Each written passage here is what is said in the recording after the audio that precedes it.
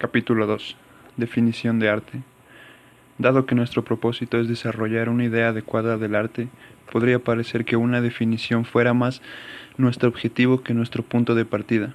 Sin embargo, debemos identificar el campo de nuestras investigaciones y diferenciarlo de otras regiones, y esto solo lo podemos hacer mediante una definición preliminar, que luego el resto de nuestro estudio podrá enriquecer y completar. Encontraremos fructífero comenzar con la definición recientemente revivida de Croce. El arte es expresión, y la expresión podemos describir, para nuestros propios fines, como la puesta en práctica de un propósito, sentimiento o pensamiento en un medio sensual, donde pueden ser experimentados nuevamente por el que se expresa y comunica a los demás. Así, en este sentido, un poema lírico es una expresión, un poco de la experiencia íntima de un poeta expresada en palabras. La poesía épica y dramática son expresiones, visiones de una vida más amplia que se manifiestan en el mismo medio. Los cuadros y las estatuas también son expresiones, porque son encarnaciones en color y formas espaciales de las ideas de los artistas sobre la naturaleza visible y el hombre. Las obras de arquitectura y otras artes industriales son encarnaciones del propósito y el bienestar que proviene del propósito cumplido. Independientemente de los fines ulteriores que puedan servir las expresiones artísticas, se producen y valoran por sí mismos. Nos demoramos en ellos, ni los ejecutamos meramente mecánicamente, como hacemos expresiones automáticas, ni nos apresuramos a través de ellos, nuestras mentes fijas en algún fin futuro que alcanzarán, como es el caso de las expresiones prácticas, tanto para el artista como para el apreciador, son fines en sí mismos. Compare, por ejemplo, un poema de amor con una declaración de amor. El poema es estimado por la experiencia rítmica y emocional que brinda al escritor o lector. La declaración, incluso cuando la disfruta el pretendiente, tiene un valor primordial en sus consecuencias, y cuanto antes se termine, se alcance su fin, mejor. El único, ya que tiene su propósito en sí mismo, se vuelve y se repite. El otro, siendo principalmente un medio para un fin, carecería de sentido si se repitiera.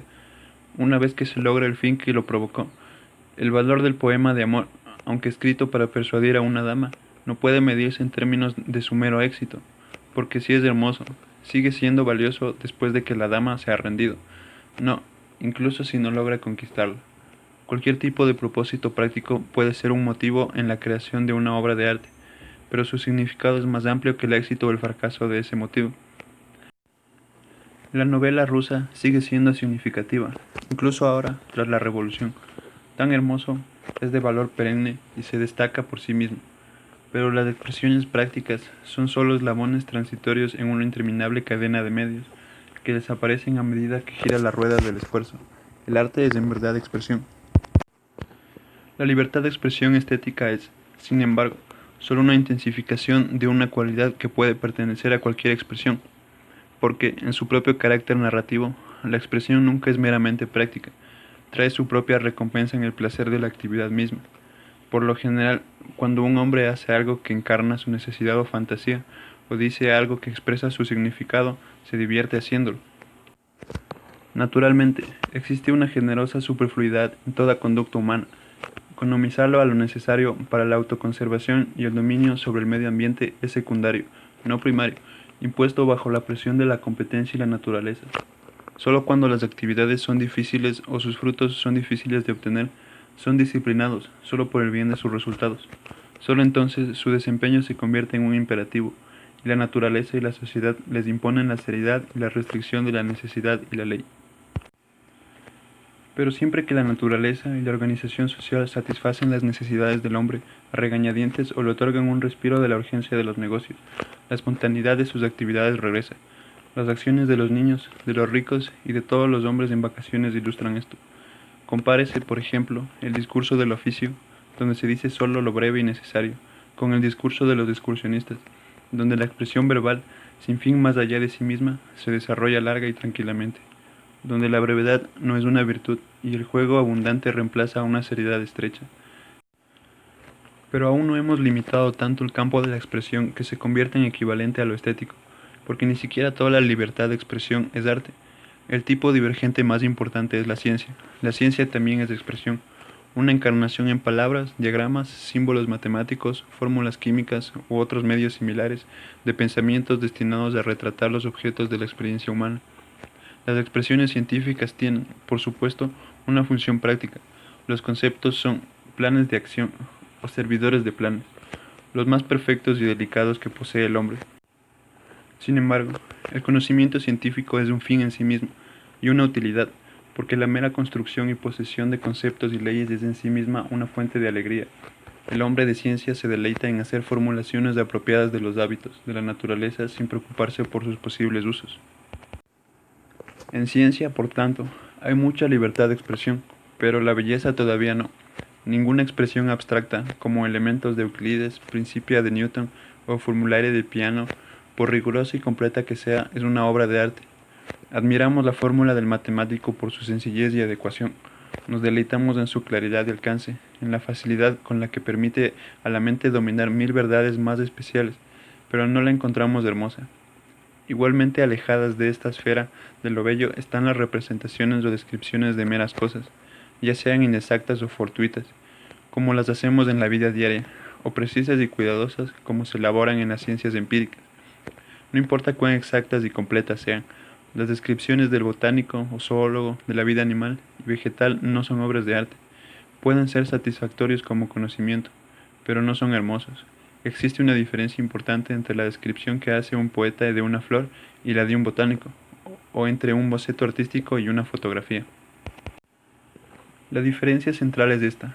Las primeras son descripciones, no solo de cosas, sino de las reacciones del artista ante las cosas, su estado de ánimo o emoción en su presencia.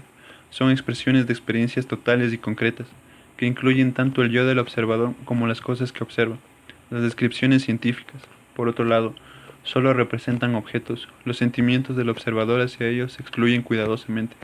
La ciencia es intencionalmente objetiva, desde el punto de vista del temperamento artístico, seco y frío.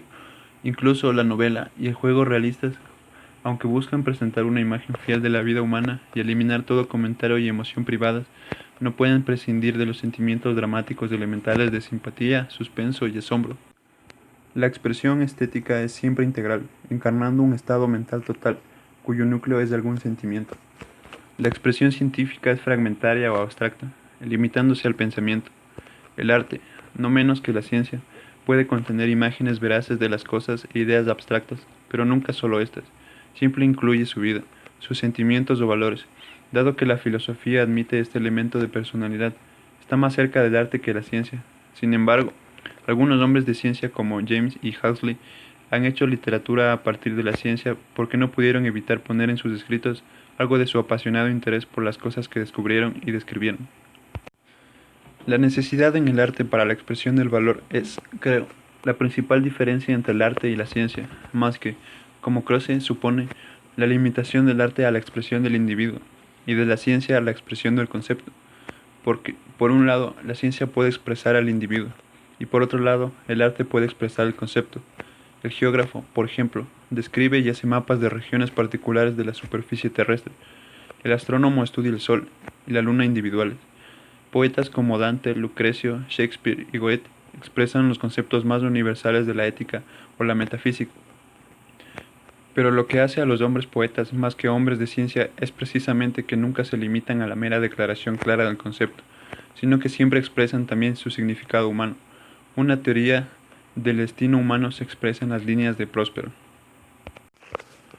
Somos la materia de la que están hechas los sueños, y nuestra pequeña vida se completa con un sueño, pero con matices de sentimiento en el núcleo.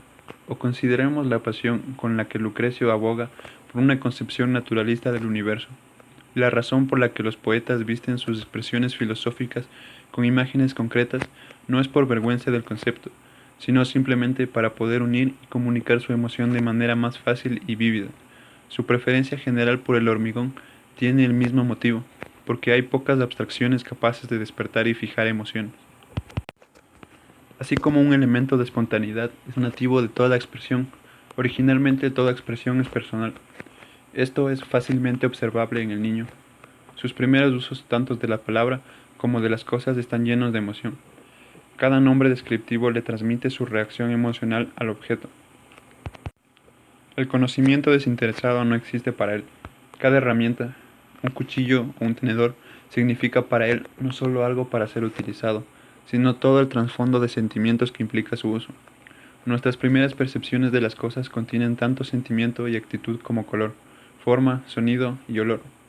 La ciencia pura y la mera industria son abstracciones de la integridad original de la percepción y la expresión, mutilaciones de su integridad impuestas a la mente por el estrés de vivir. Poder ver las cosas sin sentirlas o describirlos sin que su imagen los conmueva es un logro disciplinado y derivado, solo como resultado del entrenamiento y la prisa, las formas y colores de los objetos. Una vez que son estímulos para una atención asombrada y persistente, se convierten en meras señales de su reconocimiento y empleo, o en meras incitaciones a un análisis y descripción fríos y desinteresados.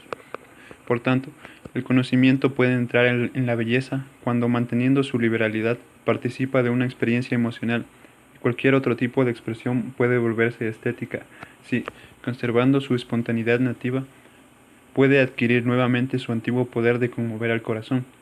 Ser artista significa ser, como un niño, libre y sensible en la visión del mundo. En estas condiciones, tanto la naturaleza como el arte pueden ser hermosos. En sí mismas, las cosas nunca son hermosas.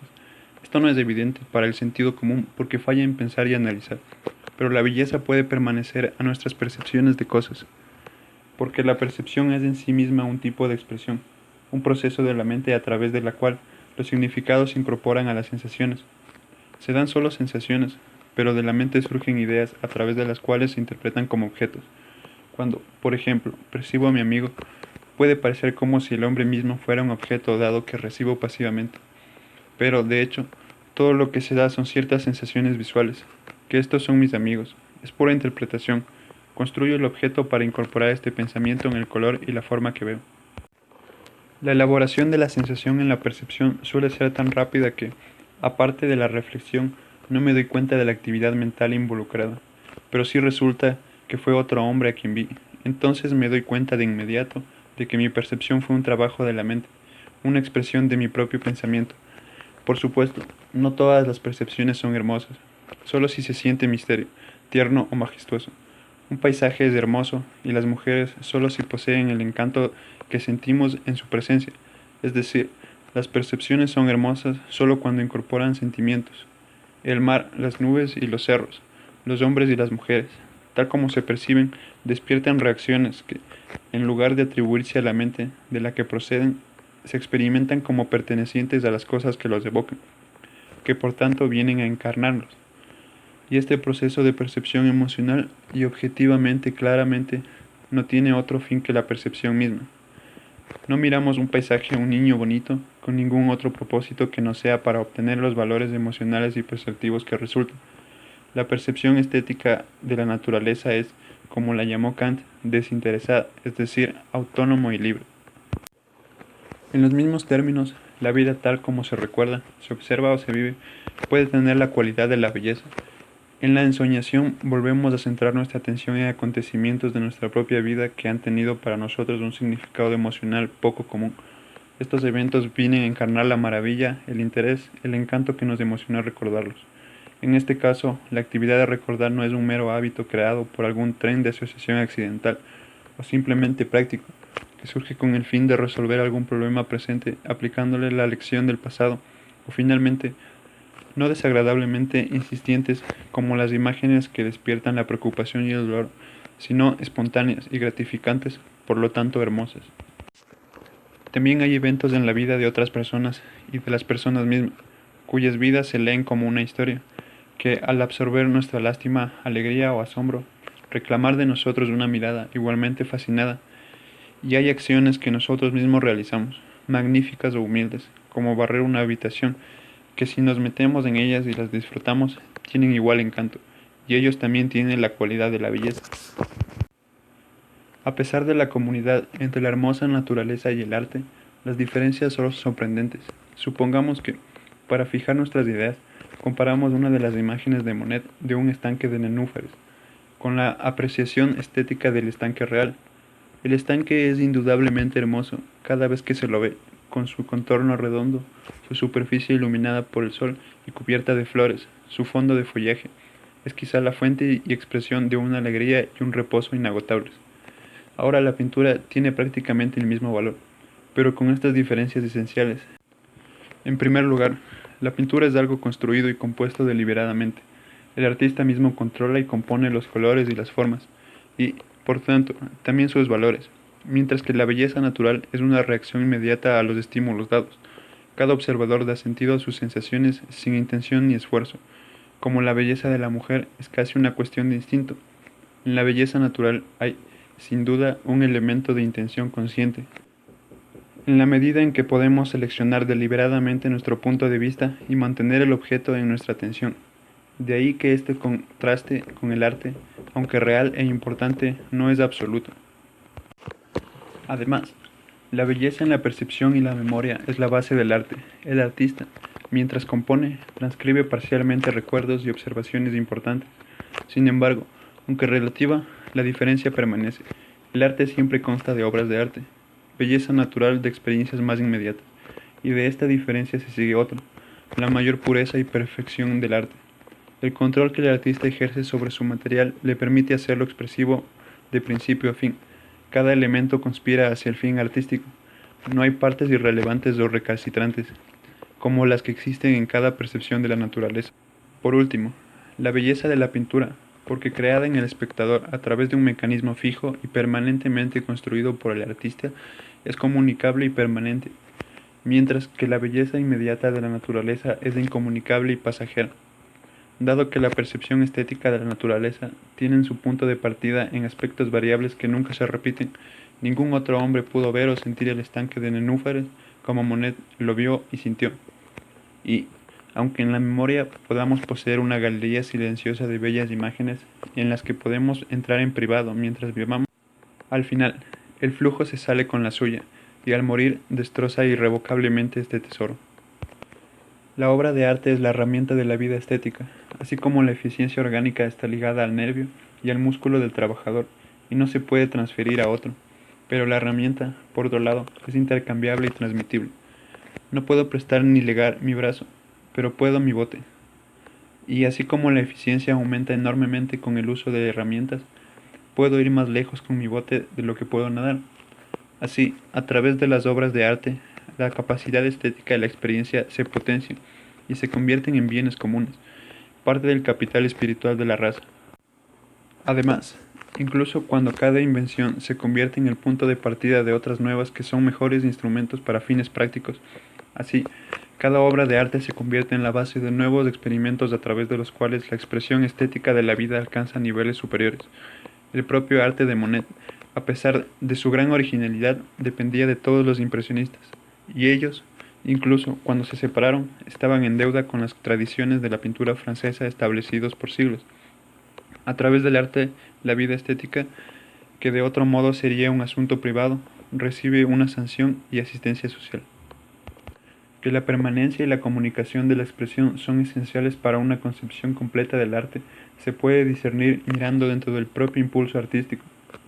Por mucho que el artista pueda afectar la indiferencia hacia el público, crea esperando ser entendido. La mera expresión de sí mismo no lo satisface, necesita además reconocimiento. Privado de simpatía, el impulso artístico se marchita y muere o se sostiene con la esperanza de finalmente encontrarlo.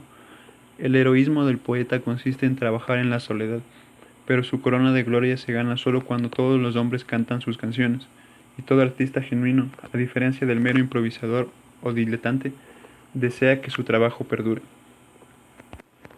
habiendo puesto su sustancia en ella. Desea su conservación como desea la suya propia. Su inmortalidad a través de él es su jactancia. El arte no es mera inspiración, la expresión pasajera de estados de ánimo privados, sino una obra de comunicación destinada a perdurar.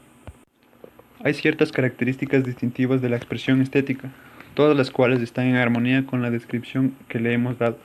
En primer lugar, en el arte el medio sensual de la expresión recibe una atención y posee un significado que no se encuentra en otros tipos de expresiones. Aunque todos escuchan, nadie presta atención al sonido de la voz en una conversación ordinaria. Uno mira a través de él, como a través de un cristal, el pensamiento o emoción que hay detrás. En nuestras percepciones rutinarias de la naturaleza no nos interesan los colores y las formas por sí mismos, sino solo para que podamos reconocer los objetos que los poseen. También en un grabado científico en madera no son indiferentes, excepto en la medida en que se imparten información correcta sobre los objetos retratados. Fuera del arte, la sensación es un mero medio transparente para el fin de la comunicación y el reconocimiento. Compara el poema, la pieza musical, el dibujo artístico o la pintura. Allí las palabras o los tonos no solo deben oírse, sino escucharse. Los colores y las líneas no solo se ven, sino que se mantienen en el ojo. De sí mismos, aparte de todo lo que puedan significar, tienen el poder de despertar el sentimiento y el placer. Y esto no es casualidad, porque la expresión estética está destinada a poseer valor en sí misma y está diseñada deliberadamente para retenernos a sí misma. Y este propósito se logrará con mayor certeza y eficacia si el medio de la expresión tiene el poder de conmover y agradar. Entramos en la expresión estética a través del medio sensual, de ahí que el artista trate de encantarnos al principio y por fuera, habiendo encontrado favor allí.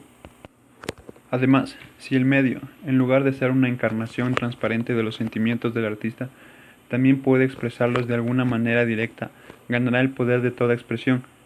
Esto es exactamente lo que pueden hacer el sonido de las palabras de un poema o los colores y líneas de una pintura o estatua. Como mero sonido o como mero color y línea, transmiten algo del tono sentimental del sujeto, que como símbolos suelen representar, por ejemplo, las suaves líneas fluidas de Correggio.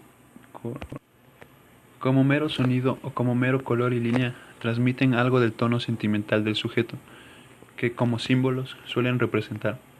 Por ejemplo, las suaves líneas fluidas de Correggio, aparte de los objetos que representan, expresan la voluptuosa felicidad de su Venus y Marte, el ritmo lento de los sonidos repetidos de las palabras y la calidad de las vocales en las primeras líneas, de citonos, son expresivos en sí mismos, además de su significado del cansancio en los pensamientos del héroe, y por tanto sirven para expresar y reforzar el estado de ánimo de esos pensamientos.